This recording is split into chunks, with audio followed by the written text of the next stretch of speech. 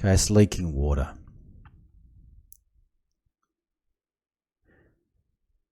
Yeah, leaking water. It's the diverter valve. It's a Vaillant Ecotec combi boiler, and it's quite a common problem. But you can get a kit off the internet, and I chose the one with the clamp and the little red handles like that, and the silicone grease. Okay, so I'm just going to remove the front cover with this single screw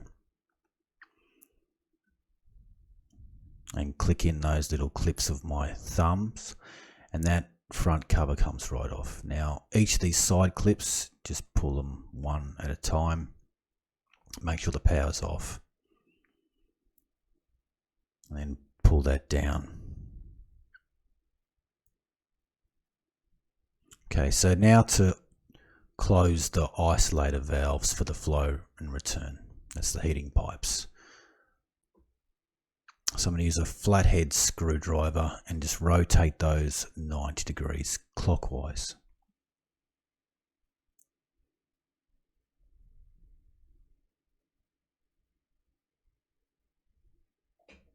Okay, so that's done. Now to open the drain valve so that all the water inside the boiler drains out.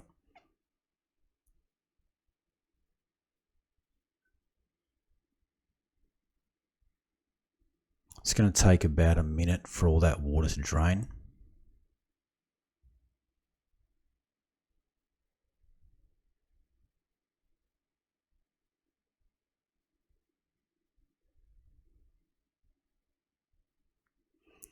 Now to remove this little electric clip from the motor that's attached to the inner cartridge that I'll be replacing. Okay, now to take off this casing which holds the motor in place.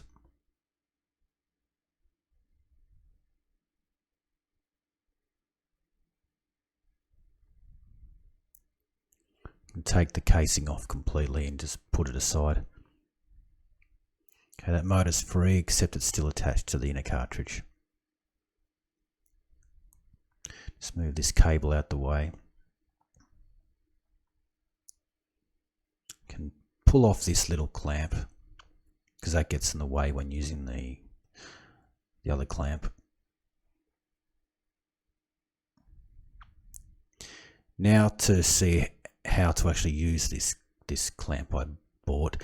It's got to squeeze in two little lugs like that, those two little lugs there, and then I can rotate the inner cartridge around and loosen it and pull it out.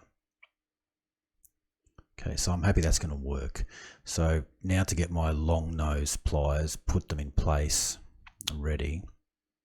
So I've got a good grip on the inner cartridge there. That's good. Now to get the clamp back out and squeeze those lugs, and with the long nose pliers I can rotate that inner cartridge like 15 to 20 degrees clockwise so it's loose. That's good. So that's loose now, and I can see that it's moving. Now I should be able to just pull that out, and because the motor's still attached, I'm actually going to pull it using the motor. So just pull that, and that's out. And now there was still some water in there, and that's coming out now. So that's going to drip for about 10 seconds. It's quite a lot of water. I probably should have had some rags in place beforehand, but I'm cleaning that now.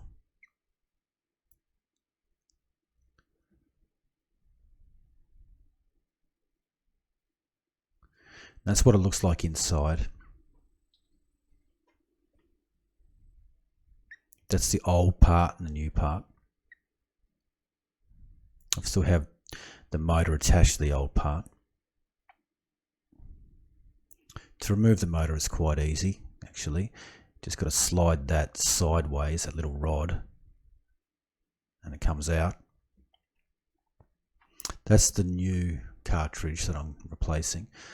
Just have to grease that inner rod there, because that inner rod slides to and forward hundreds of times a day, and that's probably why it wears the plastic that it's in.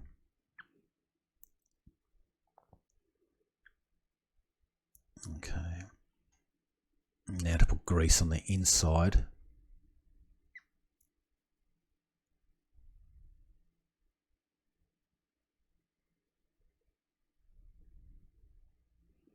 And to grease that side as well.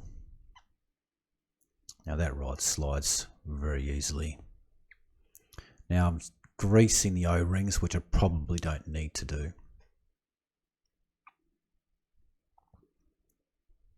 Okay, so that opening, just make sure it's on the left when you slide it in.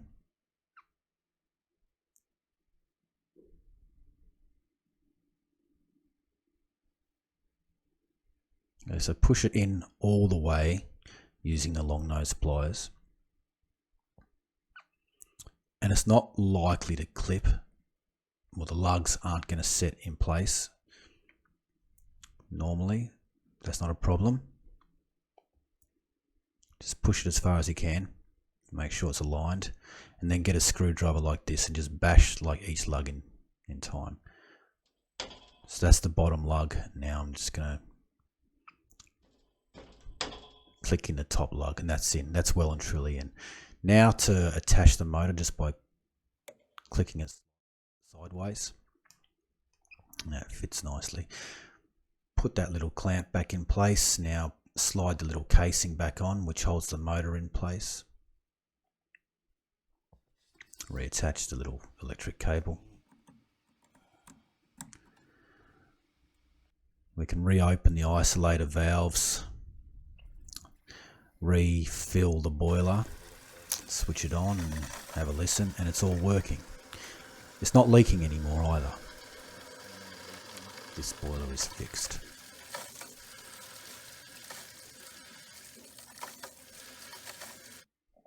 Okay, so this was the problem. This is where it was leaking and the water was quite dirty. So it was wearing out the plastic that little rod is inside. It's quite loose. It's loose. This is the tool. And what the tool is doing is just pushing in those lugs like that so that it's easier to rotate and pull that cartridge out. And they're quite stiff. And I've just accidentally broken the old cartridge there because it was quite brittle. Anyway, this is the motor, and the motor is actually quite easy to detach and attach. I just wasn't aware of that at the time. So it's just a click sideways like that. Anyway, thanks for watching. Remember to like, comment, subscribe and share.